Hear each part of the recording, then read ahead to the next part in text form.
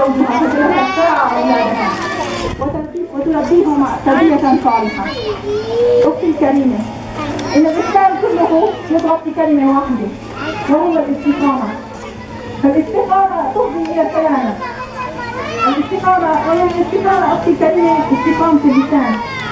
أختي كثيرا كل هذه الابتلاءات والخطوب والمشاكل التي تحدث لنا في يومنا هذا ما هي إلا من أنفسنا، فلو تغيرت أنفسنا تغيرنا. قال الله سبحانه وتعالى: إن الله لا يغير ما بقوم حتى يغيروا ما بأنفسهم. أختي الكريمة، لكي نتغير ونصل إلى درجة الإيمان الحق ولكي نتحول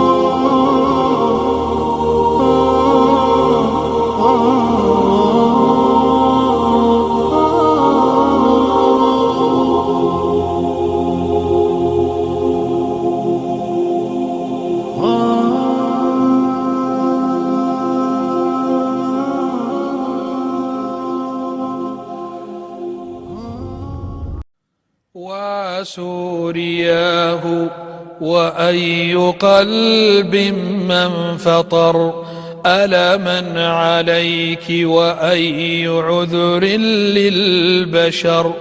نخشى إذا جئنا حصاد ذنوبنا أن تصبحي الذنب الذي لا يغتفر. ذبلت حناجرنا وصرختك المدى دوت وهل يجدي الصراخ على الحجر. ها نحن محصورون في أوجاعنا حرق تكبدنا وتحفرها الصور. ناح الأذان عليك حزنا ودعا يا شامة الإسلام صلى وانهمر. دمعا على الثكلى أمام بنيها وفواجع الأنقاض دافنة الأسر.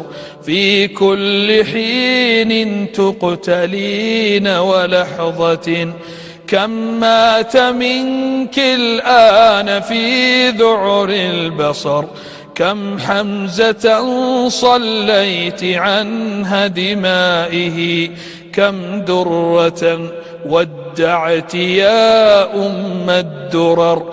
كم طفلة أزهارها أشلاؤها ضمت على حضن تشاهد واحتذر.